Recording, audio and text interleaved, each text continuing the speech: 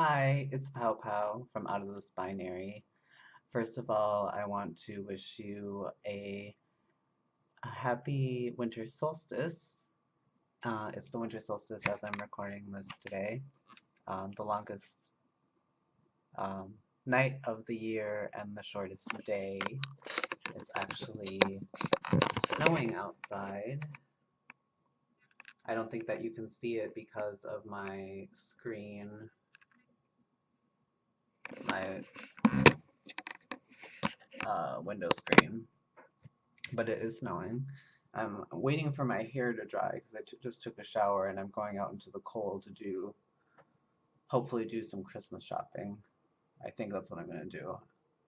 I haven't decided yet if I want to, because it means that I have to ride the bus all around town, and I don't know if I want to do that today or not.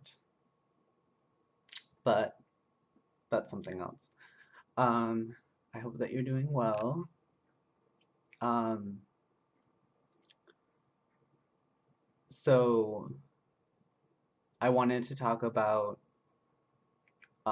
politics a little bit, and not any specific set of ideas or anything like that, but just the idea of how um, gender identity doesn't determine what your politics are, and that there are probably plenty of people who are non-binary or gender non-conforming that align themselves more conservatively, but actually don't talk about it. I would actually say that I'm one of them. I'm I'm probably not like super conservative, but I'm definitely more closer to center. Um, I don't really want to get into a lot of what I believe in this video per se, but I just want to talk about how like uh, just because you're non-binary doesn't necessarily mean that you lean a certain way with your politics. So um, it doesn't necessarily mean that you are super left. And I've um, been talking to people online and watching videos of people that actually feel a little bit alienated by the um,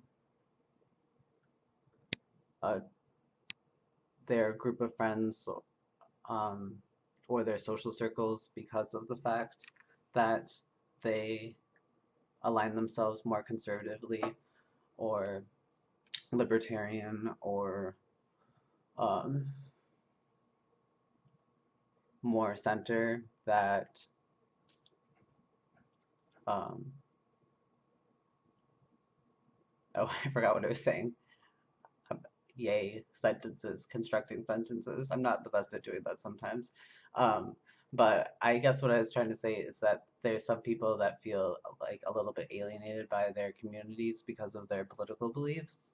And I think that's a real shame because I strongly believe in the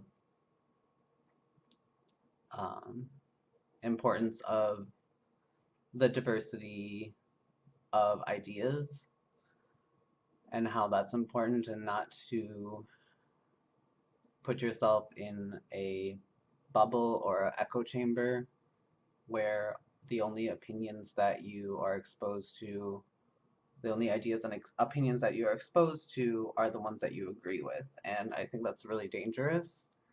So, um, yeah, I like to um, listen to listen and watch uh, all different kinds of media and different people all across um, the spectrum, I guess you could say. Uh, Whether they're, yeah, yeah, I think it's important because you never know, like, there might be some really good ideas that you don't know about and you're not exposing yourself to just because you are closing yourself off in a way. Um, I think that there is a tendency to, if you are, or at least I'll like talk about my own experience, but if you are more um, like conservative, or I don't even like think that I'm necessarily that conservative. I just I don't think that intersectional feminism is particularly helpful as an idea. I think it's like a conspiracy theory. It like constructs this whole idea of how um,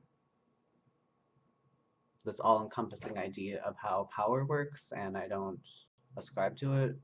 And I haven't talked about it in a lot of the social circles that I am in because I it's like a way of self-censoring yourself, and I think that's really um, dangerous to do, to worry too much about what other people um, think of you because you don't necessarily agree with them. And it's important to talk about your own ideas and where you stand because you are adding to the discussion. Um, so, yeah, make sure that you are speaking up for what you believe in and talking about it.